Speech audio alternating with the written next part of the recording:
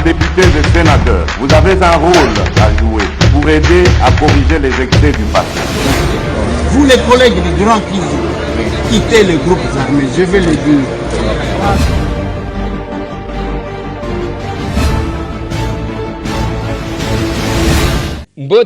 Mbote lisusu bandeko nanga, bino bandeko oyangai, masolona de pité. Bolimbisi parce que beaucoup salakanga remarque ya que des fois nazo bimela kabino en retard. Pona ba obalanda kabiso sur YouTube Ndeko Eliezer Tokokoma. Bolimbisi lisusu parce que je deviens un peu irrégulier. Tosengi bolimbisi. Le chef de l'État Félix Antoine Tshisekedi Tshilombo s'adresse au peuple congolais devant le Parlement réuni en congrès et Kozala lobby samedi. Va député à partir de 9h, palais du peuple. Masolo. Quelques personnalités congolaises sanctionnées par l'Union européenne, dont Justin Bitakwira, Ponanini, dans ce numéro. Les sénateurs bakeko plaidé pour la cause ya Matata Ponyo Mapon na cour constitutionnelle Oezo Landa sortie médiatique et toute motion d'information. Il y a un député comme on a Ebolia. Je vais vous les balancer dans ces numéros de l'émission. Masolona député peuple a causé la nini et sengo o wapi tangu banonse que Nzela ya Bunagana et Fongwami. C'est dans ce numéro de l'émission Masolo na député. Na la katibino kolobela makambu ya Eugène Jomi Dongala. Qu'est-ce qui est arrivé réellement? Et pas Jomi. Ni ne créa qui problème. C'est dans ce numéro de l'émission Masolo na député. Na kozongela la situation au Katanga, la situation sécuritaire, je crois que dès mon retour, j'étais sur ce plateau avec l'honorable Kiler Mubambe, élu député national ya ville ya Likasi, député provincial na Kambove, c'est-à-dire un élu d'Iwo Katanga. Boyokaki Simba Mwana, Simba Mukolo, Masolo na député. Est-ce que tu tendre vers la rupture totale entre deux messieurs? Est-ce qu'il y a problème au sein de l'union sacrée? Batumi Bale Baza Banani. Augustin Kabouya et Batilu Kwebo, son professeur. Qu'est-ce qui se passe? C'est dans ce numéro de l'émission Masolo na député. Bande Kolangai tokozwa moi temps moulaïté parce que faut passer to zoela kibino plus d'1h30 pour na kosolola na honorable Kiler Mubambe sur des questions d'actualité parce que c'était vraiment important par rapport à la sécurité. Tozo kende malembe vers la fin de l'année. Les Lotozali le 9, oui, le 9 décembre 2022. Lobi Mukolo chef de l'État Kolobe Kozala le 10. Bao bazo landa biso na butu. Bao bazo landa biso na 22h certainement. Déjà demain, chef de l'État Azoloba. Bao bazo landa biso na rediffusion. Na 8h na Kisasa. Foboye ba ke kalamingite chef de l'État Koloba. Mais tozo poussana na ba fête. Ba festivité wana ndenge zalaka. Ongana lobaka mikolo oyo. Telefone ya bandeko na biso ya libanda. E sofaka pona kobenga. Banani babengaka. Biso. Na yo pe. Na ngai pe. Nga kutunde na bengaka bango koleka. Parce que makelele ya ke ba orphelin ba kofete te. Bandicapé ba kofete te. Ngai mese tambwe nde mutu na chaka bango makelele. Parce que kopesa moninga sourire Otolobak. Et ça y a que il y a des gens qui restent en méditation. Des fois bali akate même ya muke même kwanga na likayabu mukolo abona nezate. Eza mukolo moko batu muto ali akape soso. Yango tolobaka. Même la Bible le dit. Nazaki nanzala opesanga eloko akoliate. Autant ozali ko bongisa sapin. Oui, namoni nandako na yo matisha yango déjà. Yayo yango pona bana. Sapin wana ko matisa yango dépenser combien? Mais akaka na mwana moko azana posa azwa ta mwa kopo moko ya loso. Sapin wana kozwa combien de sacs ya loso? Combien de sacs ya semoule? Combien de cartons ya soso? Nous avons ouvert nos portes. Tozana avenue Kabinda numéro 102. Tozali koluka biloko ya biso ko fete na bana oyo. Biso ko fete na ba personne avec handicap oyo. Eza biloko to sala to salaka. Ba éponge ba mousse to pesa. Ba loso ngo wana to pesa ngo ya ebele. Na Kinshasa comme à l'intérieur du pays. Na monaki mutu moko tangu bakomi akomi na internet. Yo Eliezer okeka na Lubumbashi pona nino ko kende Bunagana te pona nino ko kende Goma te. Tokenda pe na Goma parce que le 8 mars de cette année tozalaki na Goma. Mbula ezobeta na lobi na ba mama boya bokota boye balobi te baba.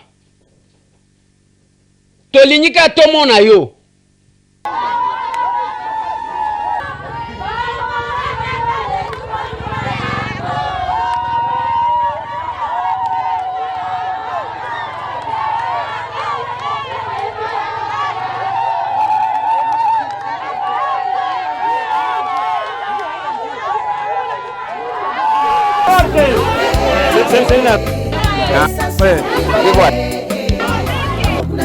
Iko wapi?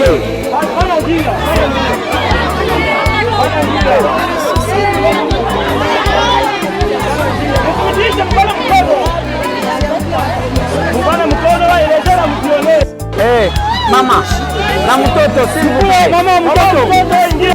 Mama.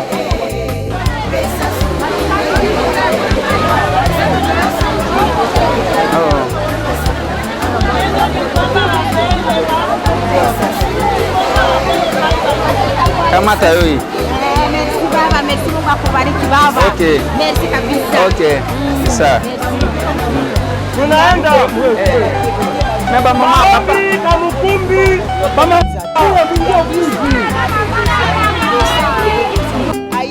Tokabola mwa muke liputa oyo tozaki nango. Je ne suis pas élu de Goma. Même quand nous sommes allés à Lubumbashi, ngana élu ya Okatanga te. Mais je suis porteur d'un mandat national. Tokenda na mbujimai na tunaka. Na ebite soki ezana mutu mususu asala une si grande action. Ya bozo mona presque au moins 1800 pagnes ont été remis na ba maman. Un simple député, nazani administrateur te, ni PCA te, ni ministre te, ngana za excellence te, nazaka mwana musala. Yango tozoloba, na Kinshasa tosala yango lupangu etonda, parce que chez nous il n'y a pas de garde. Policier tambola kaboite. Mais pona ba fête oyo, tozana posa ya mwa mukenengo zobongisela bana na yowana. Kanisa pe bana oyo. Ndengo zobongisela ya yo bana, ndengo zo kanisa famille na yo, kanisa pe famille ya bandicapé oyo. Ce n'est que ça. Ce partage là.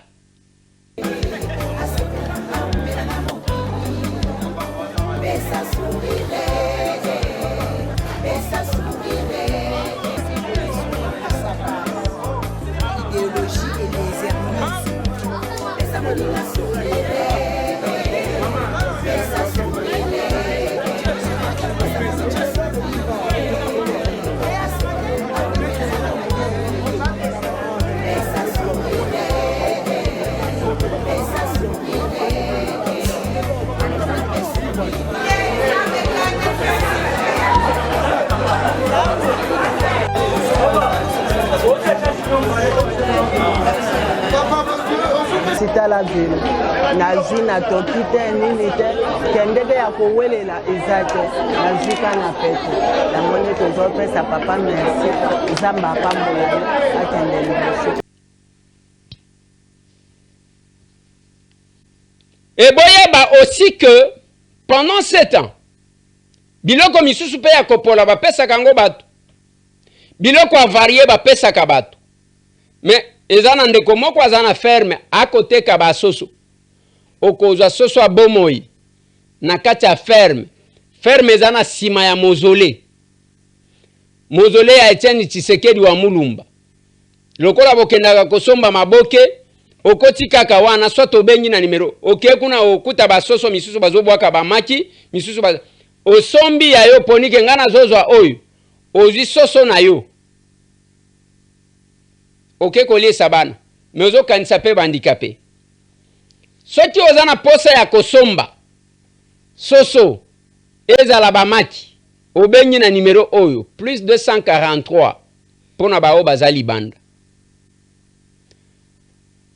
896 424 916 plus 243 896 424 916 soki ozwi wana te kobenga na plus 243 899 103 383 plus 243 899 103 389 okosomba soso na yo ya bomoi oke olambi parce que goût nango ekozala kaka différent na OPR moko bayelaki yo na carton.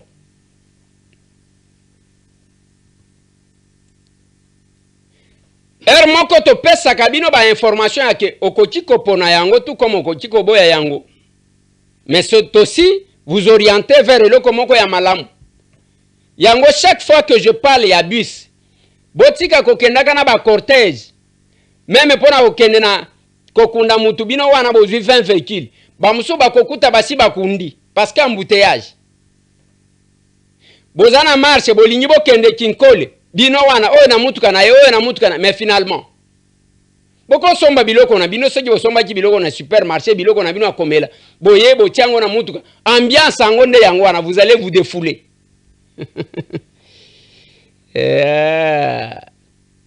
Yango bis wana eza na disposition na bino okobenga na plus 243 990 399 901 plus 243 990 399 901 62 places assises 62 siko soki ozwi 61 o divisé na 4 batu bakota 4 na mutuka moko liboso misato na sima ba jeep nyoso presque dimoso nyo bokotia batu na coffre ozisuko 4 62 places okozwa combien de mituka omoni cortège modèle okosala cortège parce que déjà 40 ozana 10 mituka 20 o etikali wana ozana 5 mituka 15 tala cortège okoma earning.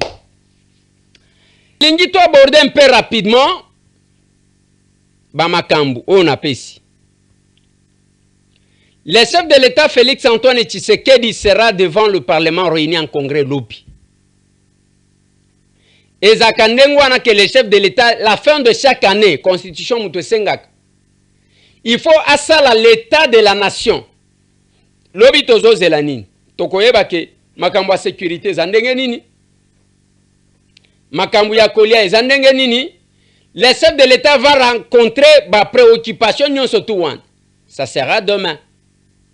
Mais loko ngana kosenga na peuple ba o ba yaka na palais du peuple.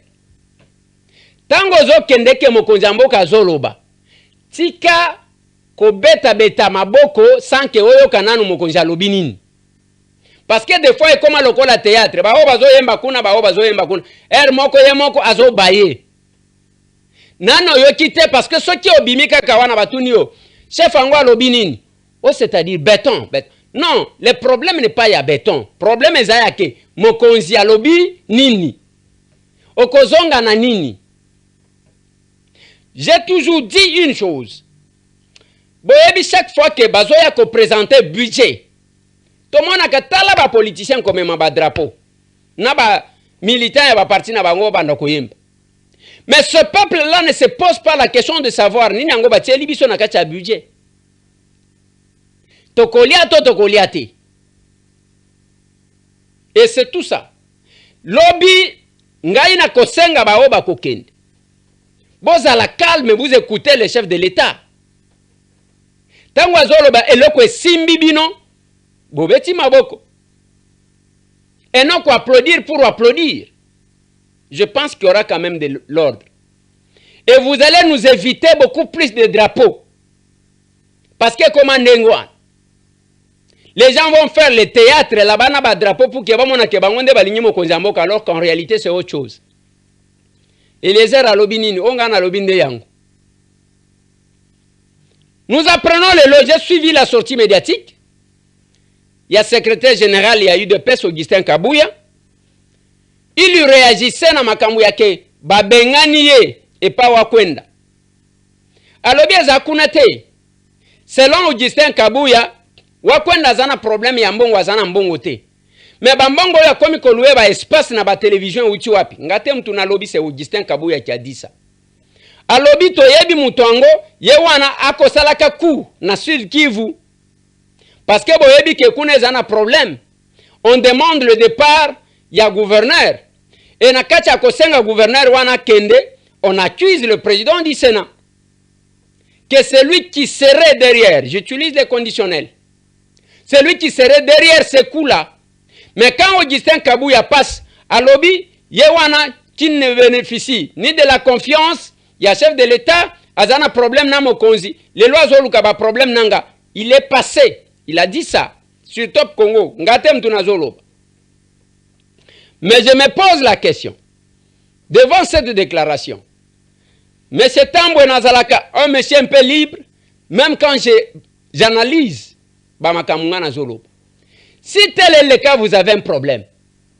Présidium ya union sacrée, bozaka 5. Ceux qui boyeba kate bazalaka 5. Présidium ya union sacrée. Jean-Pierre Bemba Gombo. Bahati Lukwebo. Sama Lukonde. Christophe Mboso Nkode Mpwanga. Et Augustin Kabouya. Ndeba oyo soki bomoni chaque fois que nous avons les réunions ya union sacrée okokuta bango bavandi liboso toko vana na biso tozozela bango balobi réunion 15 heures bango baye kokota 20 heures biso ba mbolombolo tovandi kakati olobi nini o wana na solo bande yango. Mais soki il y a déjà un problème entre vous, mais fokolo na longwa kuna ba nomination o nyonso uti kobima oyo. Les nominations qui ont créé des problèmes au Katanga. Mais ekeika kana batu 5 wanati. Kaka batu 5 wanande bakaboli. Les mandataires ndenge toyoki wana o ba nommé ba DG ba nommé ba bananyango. Ba DGA ba PCA ba administrateur. Kaka bangoti. Bango kaka ndem tu bazawan. Soki il y a un problème, pourquoi vous continuez à vous partager des responsabilités? C'est pour vous mettre en difficulté. Augustin Kabouya dit que Alingacha Lakissa, chef de l'État, qui yenda zana monopole à copier ses majorités. Ce qui a pécité, ce qui a travaillé à copier ses majorités, Kazala qui kosa la chef de l'État chantage. Mais bandeko, token la nomination, le récente nomination à mandataire. Le président Bati a eu un poste belé. Et l'UDPS aussi a eu des postes. C'est-à-dire, Boyokana Kina Bino UDPS na ye FDC. Na ye bité. Biso Batambwe, nous défendons parce que c'est le fruit de nos efforts. Mais sinon, tout à la Kango Loko Lambishi Aquarium. O Batala Kaka, Baliakati. Et nous évitons des fois d'insister parce que parce que nous manquons. Monsieur Tambwe, c'est un parlementaire actif. à l'Assemblée nationale. Pele baye koloba makambu ya ba chef coutumier o bazana katia sala. Mais honorable président, banani ba créer ka ba problème. C'est nous les politiques. Mais totangi yango te na katia loi o honorable président. Banani bazo dédoubler ba chef coutumier, ce qui mutu batie ministre alukinde konaye na village, a commissaire chef coutumier bandiko bundisa o batia na katia. Les habits sont ba politiciens honorable président. Honorable président, honorable membre du bureau, honorable député, chers collègues. Pesa ba amendement. Nazo pesa yango honorable président. Ezana kati ya loi. Nazo funda biso ba politicien pour nini? Nazo funda parce que honorable président esengeli toza la correcte et juste honorable président. Tangu tozolo bake bako sanctionner ba conservateur qui ignore que biso ba politicien de to pesa ka injonction. Nous prenons l'article 202 o ya projet ba yeli biso. Tangu bazolo bato yebite bako sanctionner nani balobi kaka soki mutu amenacer mutu ba politicien ndenge to vandi awa.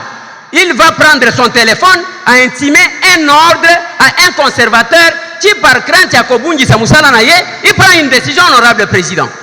Mais quelle est la sanction? Tozo Zouela, un tel politicien honorable président. Honorable président.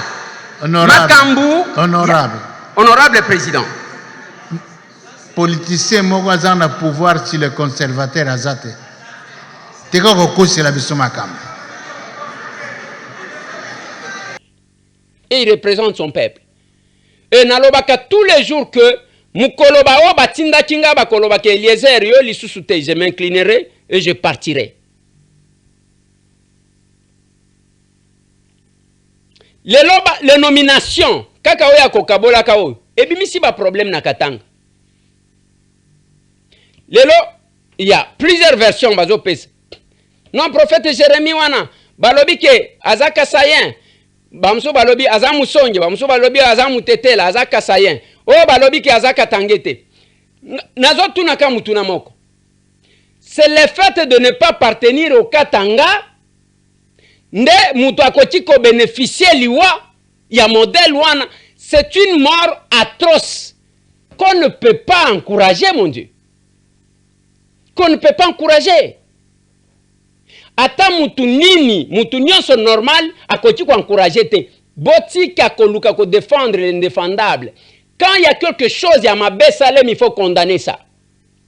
Admettons que ce soit la version bozo pesage. Ezana batu ba manipuler ba sali boy. Oui, j'étais au Katanga. Moi, je me suis déplacé spécialement pour na kokende ko koma na matanga ya prophète Jérémie ngaitam.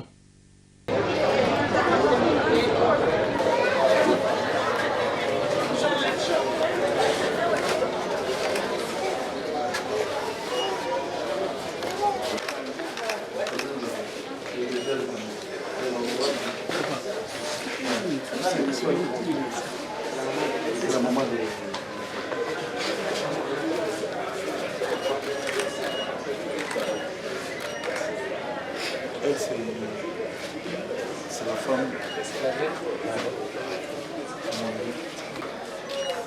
Ils ont eu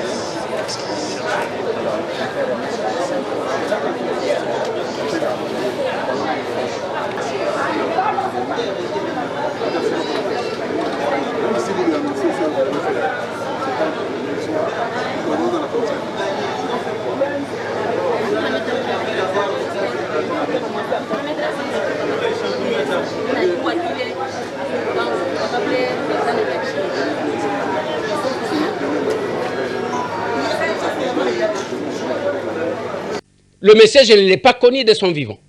Mais quand j'ai vu les vidéos, je me suis dit, je dois y aller. Liwa ezanzela ya batu nyonso. Mais il ne fallait pas que le deuil ezala soki lokola tobanda koseka mutu akufi.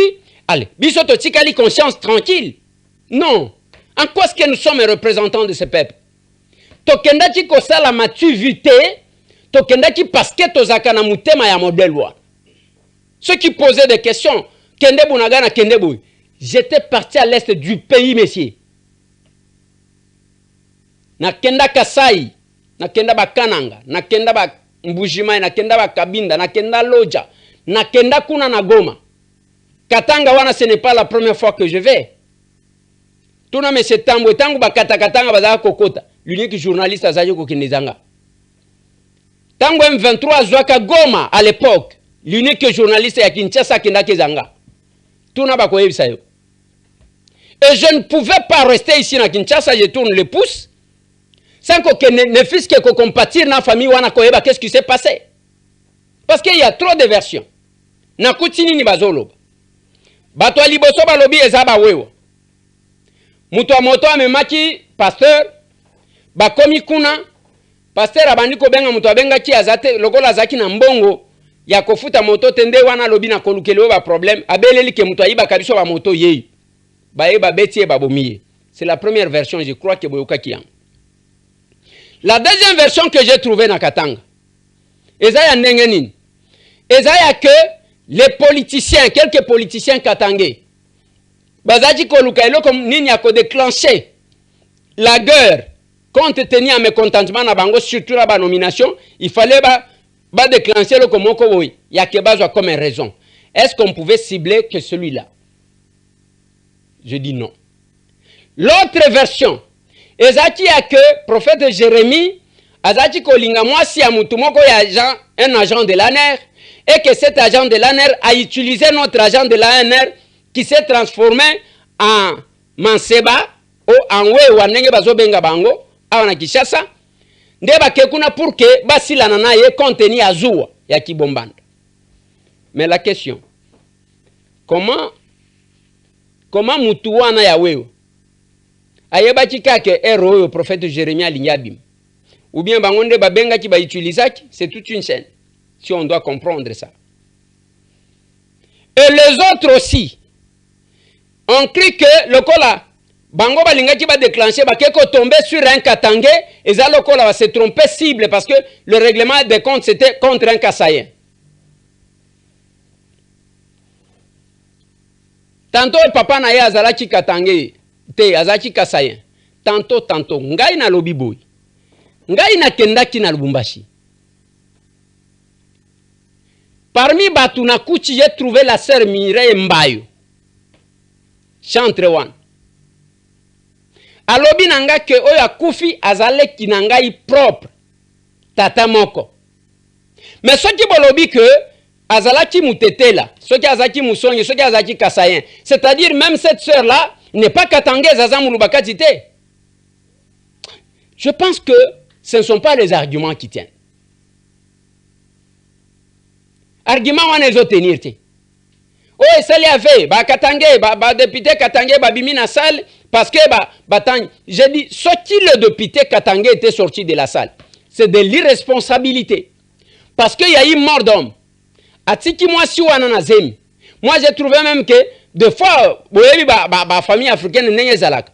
Que moi si wana nda bomisie parce que prophète alinga tia kende Kinshasa moi si na yazaji koboy. Il y a trop à dire. Mais laissons la justice et continuer na musala nango ba pesa biso résultat. Mais retenez que makila mutu ezaya kosakana nango te. Il fallait ki mutu abela. Ba traiter que Moutouba Bomaye pona kobeta, quel que soit l'auteur. Monsieur Tambo condamne. Mais les tireurs de ficelles qui estiment que Balingi va profiter, marchand de l'Iwa prophète Jérémie. Pendant combien de temps vous serez avec cette famille-là? Nani ayebakati le côté ya famille ya Rossi Mukendi, ezalaka. Qui connaît encore la famille de Rossi? Et comment qui le la place à théâtre? Et vous êtes comme ça, vous avez kaka nengwa. Thérèse Kapangala, Rossi Mukendi. Pour le moment, qui connaît encore où se trouve la famille de Rossi? Qui connaît encore où se trouve la famille de Chebeya, Fidel Bazana? Et il y a des politiciens comme ça qui ne récupèrent que ça. Les gens qui se nourrissent de la fumée. Ce n'est pas de la bonne politique. Bisso est capable dans action commune pour la République. On ne fera pas cette politique. Tokosala yangote. Parce que le peuple a zosé la makambwe belé. Bisso tokosala laye. Nous devons nous préoccuper des besoins de ce peuple-là. Yango, lorsque j'intervenais pour le budget, na loba na sama lukonde na lobi peuple azaka na ba besoin belete. Ce qui est bolingati kabiro kimia. Tala ba besoin na yi. Que mon intervention soit là parce qu'il s'agit d'une question d'argent. Honorable Président,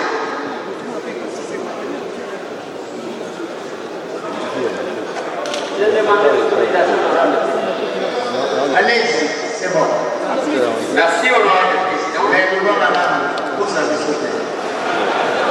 Honorable Président, parce que chaque fois que nous sommes dans la Makamambongo, nous sommes dans le français. Conséquence, c'est ça que Makamambongo soit quitté pour les collègues qui vont faire la zone. Maintenant,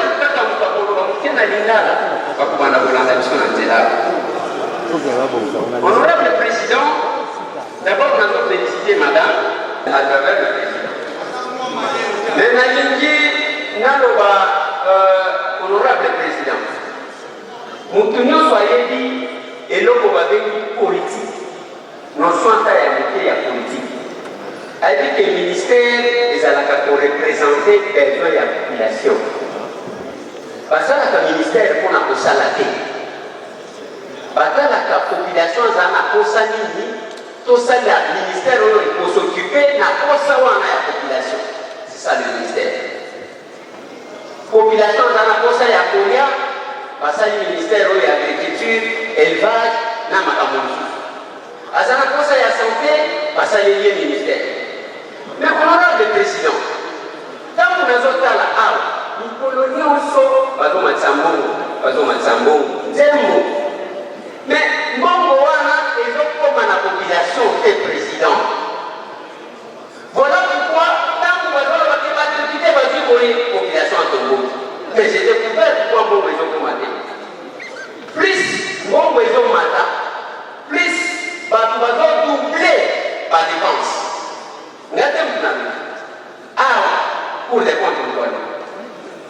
Ce qui au Tali, les attaques, à croissance, de l'autre côté, dépassement.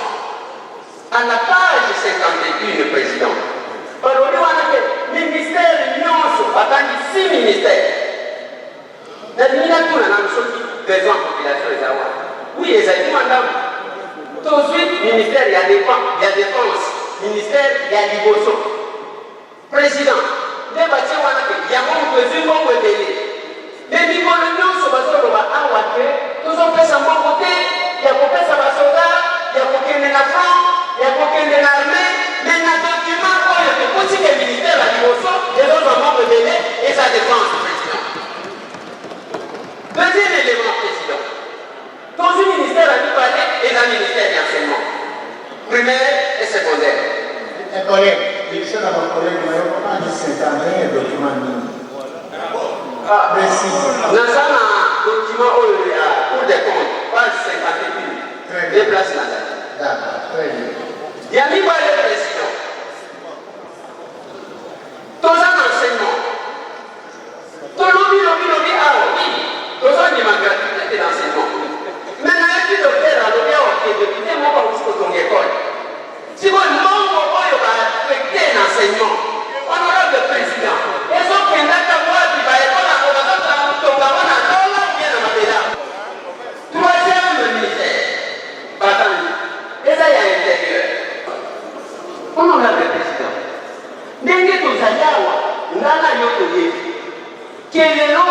nous avons des points sans lien pour sa garantie, honorable président. Si moi, le ministère de l'Intérieur, vous savez, et ça dit, honorable président, ça, ça va faire l'intérieur. Là où le pays fonctionne normalement, il les services de renseignement devraient nous aider à anticiper les événements. Mais ce qui est dit à la président, ils sont surpris dans la main. C'est comme si renseignement de ce n'est pas ça, c'est les services d'intelligence, honorable président. Quatrième ministère, Balobi, affaires étrangères. Quand vous demandez affaires étrangères, vous avez du budget, vous avez de diplomatie. Quand vous avez de la diplomatie, mon candidat va respecter.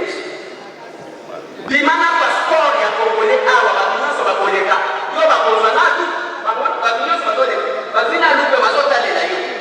Les données que je vois à président, nous devons avoir même passeport et visa ya kokenda publicité wa kosala 6 mois. Nalobi heureusement nous avons remercié bureau ya président, bureau ya assemblée nationale. Collègue, président. Pourquoi ça aussi m'a construit dans ma pays non, suivez. Un vrai élu n'apprend pas les besoins de son peuple parce que nous partageons les mêmes besoins. Boyende biso tolobaka. Boyende biso to salaka. Et en faisant ça, c'est comme ça que vous trouvez que biso na acerto. C'est là qui te que l'État ya kokabela biso ba tracteur. Non. To sombi ba tracteur. Ba bloqué. Ko bloqué ya kosakanate. Ba matisi douane. Ba futisi biso douane. Ko leka conteneur oyo zoya na biloko ya kofuta douane. Biso to futi plus que ça. Et tant que votre tracteur est quitté, ça ne va pas nous décourager. Ça ne va pas nous décourager. Biso batambo et tozaba combattant. Et qu'on décourager bisote? Thibaut Kolia. Le tout premier parti politique. Oyo, Ezu Bilanga Nango. Déplace les ke la bango. Le tout premier. Boy bisanga nani parti nini bomona penza oui mutako kenda sali na ye kamwa agriculture de prestige ce qui azana musala te akangi ba photo tout ça nous travaillons ya que tolier sabatu avec comme objectif na Congo ti okolia. On doit commencer par là. C'est sûr que na mokolo to salaka débat sur la loi électorale, ngana lobaba parti comme belé. Parmi les conditions de recevabilité et la liste, il y a des partis qui n'apprennent que ça. Yondoko bongisa mboka, yondoko sala ndenge nini, koyiba na koyiba. Tolobi ba pe sa condition au présenter au moins 300 hectares ya bilanga. Comme condition de recevabilité, ba ololangai.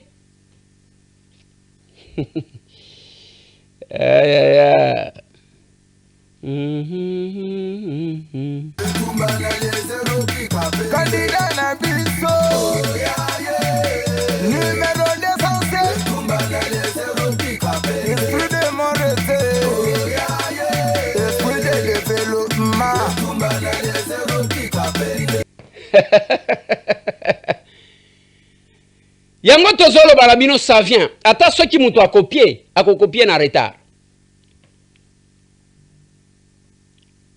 Le peuple attend quoi? Annonce ya pamba ya Kenzela ya Bunagana efongwami, tala esengo ya modèle 1. Sepela boye makasi, eloko nini ezoleka awa? Ana sepela kaka. Etuka eleki. Toliki tozange pona ofisi. Mama, yo lobi nini?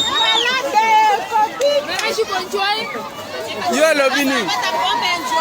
Mama, yo lobi nini? Na lobi boye. Mitu kakuna, kote zo utakuna. Nzele fonga mi kota Bunagana.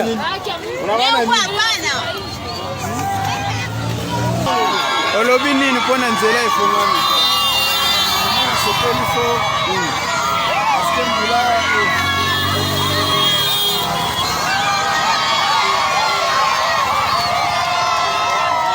Awa batu bazo sepela makasi lisusu pona nini? Nzele fongami na nzela Bunagana kuna. Ndemi tukezo uta na Bunagana ya ngoyo ezokita na Goma. Awa tozana nzela oyo ezowuta mituka ya bunagana yango oyo bato bazosepela makasi lisusu na kati ya nzela na bango ndenge efongami. Soda ya FARDC asali makasi lisusu ndenge nzela efongami. Yoka population ndenge ezosepela mpona makambo ya nzela efongami. Basivile bazosepela makasi fort. Ta mituka yango oyo mituka nde yango oyo euti bunagana oyo euti ruchuru oyo euti kiwanja nde yango oyo ezoleka ezokita Goma yango oyo. Awa toza na Kanyaruchina mituka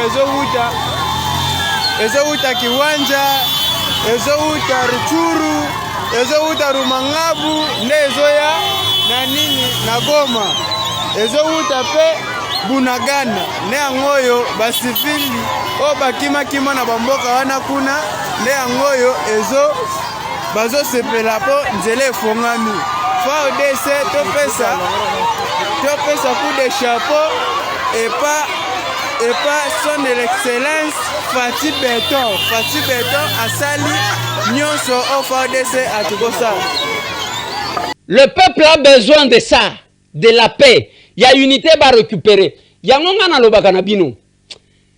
Bosakana kana bande kona biso ya STT. Parce que muto ayebi lingala te yo zo sakana na ye azamo wuta. Les vrais patriotes eza bande ko wana.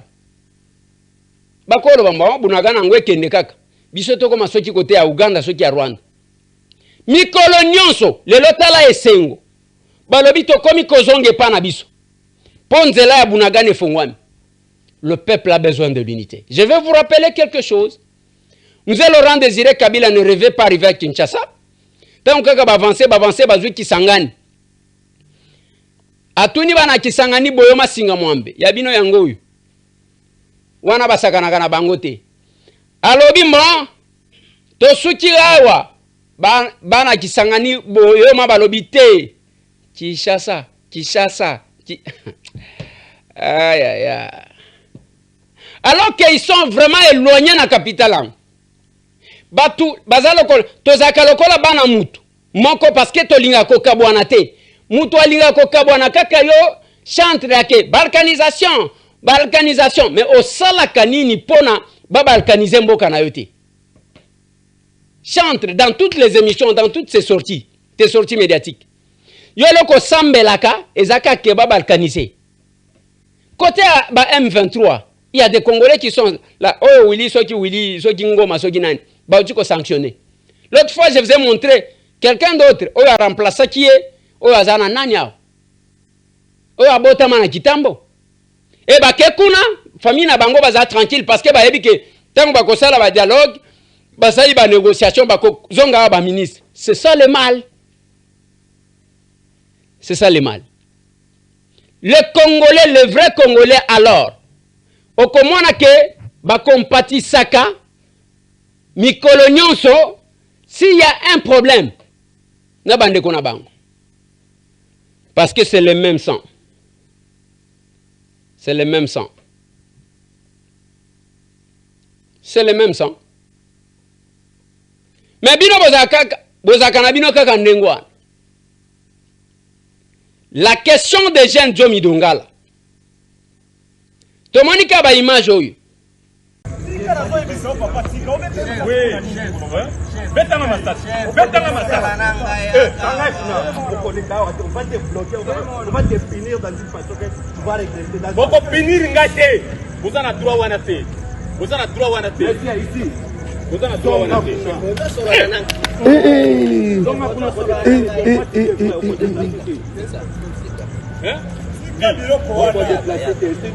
Je vais me déplacer, tu ne peux pas m'empêcher, tu ne peux pas m'arrêter. Nazana quand tu as venu à l'État.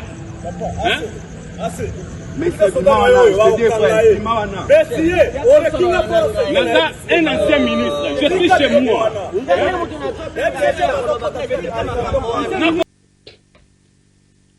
Nathalie, est-ce qu'il fallait que je puisse commenter ces images? Nabit, hein? Et j'ai un Jomi Dongala Zalikana qui s'assaut. Azapé un numéro de téléphone. On doit voir la version Yamoutuye Moko. Et c'est ça la différence avec nous. nakamati chombo nangana bengi Eugène Diomi Dongala. Na lobby président Likambuni, je vois les images. Voilà ce qu'il me dit.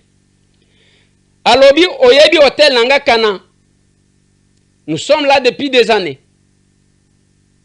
Tozalaka kuna me ba week-end.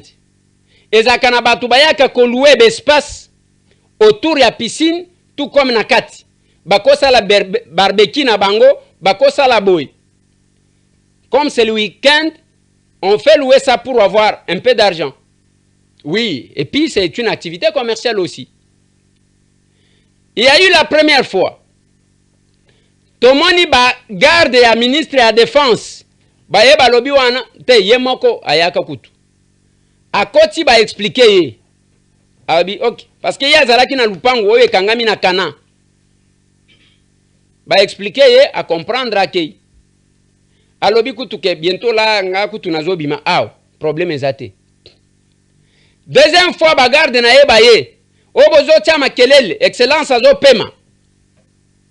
Tolobi ba week-end oyo on fait louer quand même pona esalanine. Te wana ba menacer baki. Mais oyo moni esalemi wana. Il se pourrait que ça c'est la version de Eugène Diomi Dongala que je donne. Le ministre Abimi Lupango wane kangamina Hôtel Kana à côté en face na Lupango ezalaki zowe. Ende mukolo wana bamonika ba soda ba yekokota wana avec un major babandi ba menace. Oyo tokobeta yo oyo azaki plus zélé. Soki sergent soki nani ngana ibaka ba makambo yango te. Nde oyo akendaki wana tokosala yo mabende oyo akwesaki téléphone ya ye Eugène Diomi Dongala. Alobi tango esalemi d'abord ils m'ont dit que yoko bima awate. Nalobi vous ne pouvez pas me séquestrer ngana kobima. Des discussions yango ane salim. Na lingi nanu na réfléchir à haute voix. Soti boza garde ya mutu. Bokolongwa kana lupangu na bino, bokena lupangu mususu. Même alors, admettons que mutu azo déranger biso azo salaba tapage parce que zana gombe. Il y a une procédure. Ya kosala, on ne doit pas se faire justice. Retenez. Bato liboso ya kokotsa makelele na gombe, ce sont des Indo-Pakistanais. Place bokenda kome la bashisha awa na gombe. Bato misusu ebele baluka moyen ya kokende balongwa gombe parce que pas seulement que bazo salango ndengwana Eugène Diomi Dongala ye azo sala autour ya piscine nase. Qui nous a appris les balcons? Makelele elongwe na se comme likolo. Bana bazo tangate. Ce ne sont pas ces gens-là. Bande konanga, nous devons éviter certaines pratiques. Est-ce que le ministre de la Défense atinda ki bagarde na eba que n'est pas Eugène Diomi ou bien bango excès de zèle? Ndenge tozolo ba aw. Eugène Diomi Dongala a déposé sa plainte et il a saisi le chef de l'État. On ne doit pas créer tension. Pour rien. Diomi là que vous voyez, il est parmi les rares. Oyo batu, bato saka maloba ya Etienne Tshisekedi à son temps. Mutu akozala na mabe na ye, il faut qu'on reconnaître pe malamu ya mutu. Tshisekedi tango alobi que ngai ba ibinga victoire. Asengi na batu que bino bokende ko siéger kuna te parce que nous ne reconnaissons pas ça. Je sais, même ba mususu bazo loba loba. Il y a eu des pestes bakima Etienne bakenda. Koluka mbongo yango tangu natala kabango na seka kaka. Ozolo bana bana na binoti. Et ce Diomi là, il a accepté. Ngana yebi ba député je crois bazaka mibali. Mibali oyo baboyaka officiellement. Eugène Diomi Dongala na Maweja Younes oba uchiko kwesa na Kasai comme gouverneur. Et à l'époque, Maweja me dit mais ndeko Eliezer Mais ba député ngo ba kei olie ba ken ba futaka bango comme na futata bango pour que bato sa o via lobby. Il y a les gens qui ont respecté Jomi Dongala Zawan.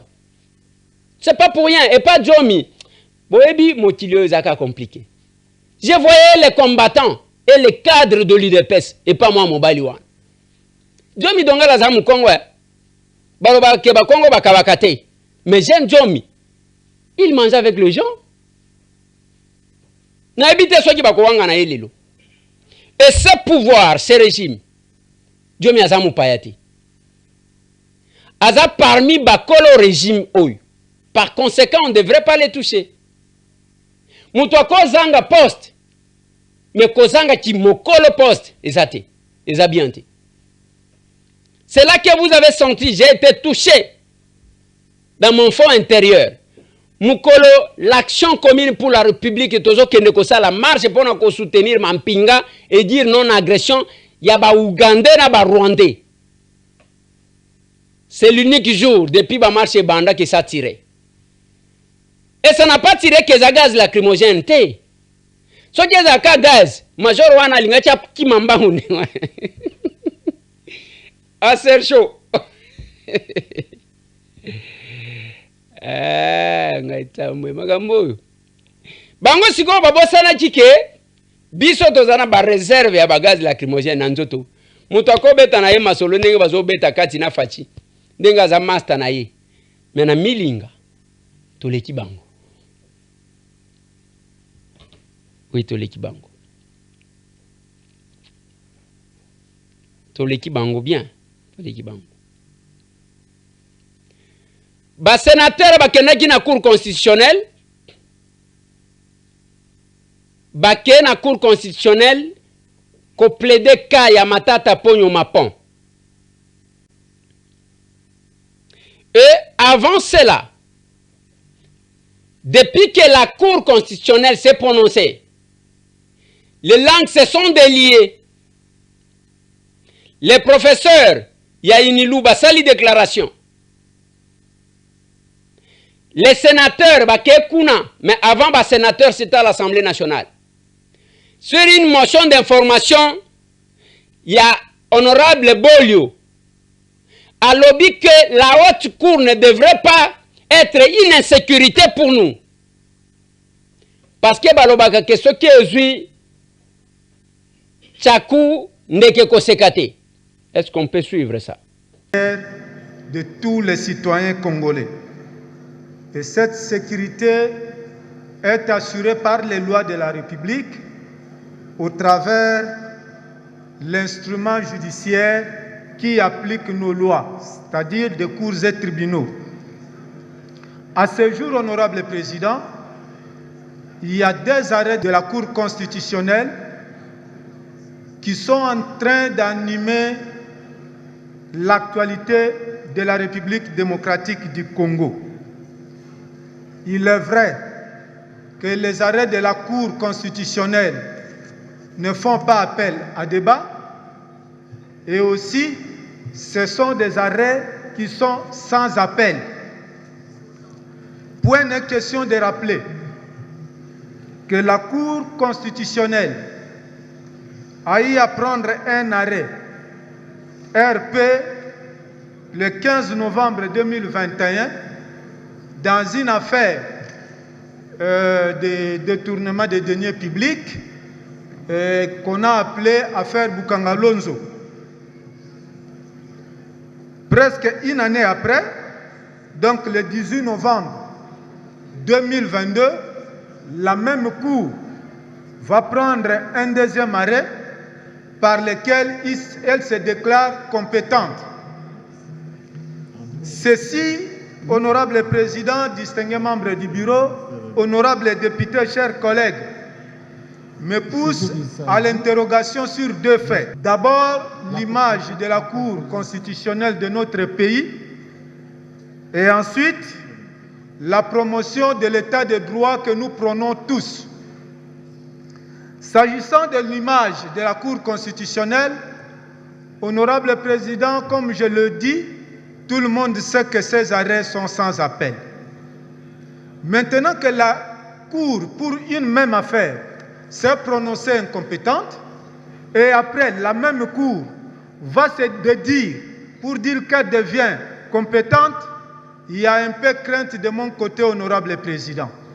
Ma crainte réside dans le fait que nous risquons d'avoir une justice à plusieurs vitesses. Je ne vais pas parler de deux. Et si c'est cela le cas, la crainte est qu'aujourd'hui on peut poursuivre Bolio, on peut la quitter. Demain, si la personne qui va être au niveau judiciaire n'est pas d'accord avec la figure de Bolio, il va le poursuivre encore. À ce moment, ça sera une insécurité judiciaire. N'est-ce pas, dit-on, que la justice élève une nation? Et lorsqu'elle n'est plus correcte, je ne sais pas quelle serait la suite. Pour ce faire, je suis en train de craindre encore un élément, honorable président. Nous savons tous que si la queue d'un singe est rongée par les termites, les animaux qui restent par terre n'auront plus de vie. Même leurs oreilles et peaux seraient déjà mangées. Si aujourd'hui, même pour des dossiers déjà clos, on peut les ressusciter, je crains que demain, ça soit le tour de qui? Parce que nous tous qui gérons aujourd'hui, demain, il y aura des gens qui vont animer cette justice sans nous. Est-ce qu'on ne va pas nous chercher depuis sur des calvities? En ce qui concerne la promotion de l'état de droit, honorable président, notre justice est gérée par un principe sacro-saint de l'égalité des délits et de peines, et ceci même pour la procédure. Ce qui veut dire que, logiquement, on doit suivre la procédure prévue par les lois établies. Si aujourd'hui, on veut faire en sorte que même les faits déjà passés, on puisse revenir, commençons par réviser nos lois. Tant que nous ne le ferons pas, nous risquons de nous compliquer la tâche. C'est pourquoi, honorable président, j'en appelle à notre réflexion parce que nous sommes législateurs de ces lois. Il ne faudra pas que nous qui élaborons les lois, pour le bon fonctionnement de nos institutions, que demain ces lois-là deviennent ambiguës et créent les problèmes dans l'application. Auquel cas nous craignons que les lois de la République soient comparables aux toiles d'araignée, où seules les mouches vont se faire prendre et les hirondelles vont ronger sans problème. J'ai dit, honorable président. Voilà. Et c'est une situation Oyo Bandeko bazo estimer que c'est une situation injuste. Est-ce que la haute cour va suivre? Ou la haute cour ne va pas suivre? To éviter. Chacun devrait faire son travail. Pendant que les militaires sont en brousse, nazo pesa boy, na général Chico, na bandeko nyonso bazakuna, bao bazo lalate pendant que bato bazo ronfler, mais se battent pour protéger la République. Yabino yango, que Dieu vous protège. Mutu na mutu, les juges basala ya bango musala, le parlementaire basala ya bango, l'exécutif basala yango. Et tout ce que nous faisons, on doit être juste et avec notre pensée, avec notre conscience. Parce qu'on ne sait jamais. Allez, nasuki si wanapona lelo, ezaki masolona d'opité. Qu'est-ce qu'on retient? On retient que il y a quelques personnalités qui ont été sanctionnées. Bitakwira Balobi, c'est parce qu'Azaki a incité Bato. Il y a que Bat s'attaquer na Banyamurenge. Ba oyo ngoma soki ngoma na habité. Ba makamuna bango kuna. Mais nous apprenons que d'autres sanctions sont en cours. Yami Balé, ce sont les sénateurs qui plaident de la cause de Matata Ponyo Mapon. Yami Sato Sengo tangu bayochi ke nzela ya Bunagane fungwami. La situation de Jomi Dongala. Makamwa Katanga, nous avons décortiqué ça et nous vous disons que ça ne va pas au Katanga. Il y a une insécurité totale.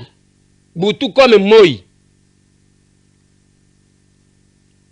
C'est le chef de l'État qui s'exprime devant qui fait l'état de la nation devant le Parlement réuni en congrès. Et puis, il y a un dossier où il y a Kabouya, n'a bâti le Kweb.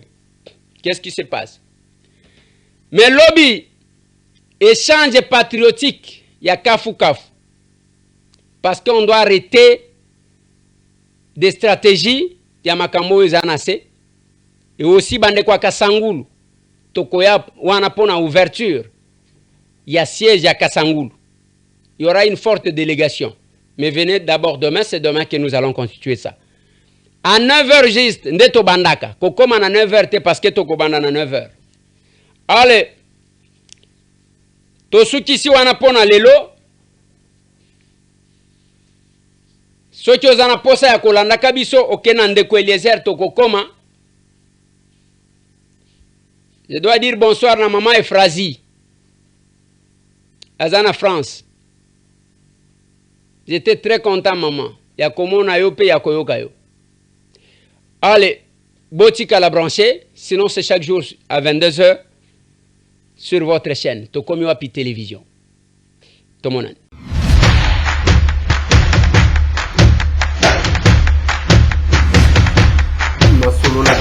Honorables députés et sénateurs, vous avez un rôle à jouer pour aider à corriger les excès du passé. Vous les collègues du Grand qui quittez les groupes armés, je vais le dire.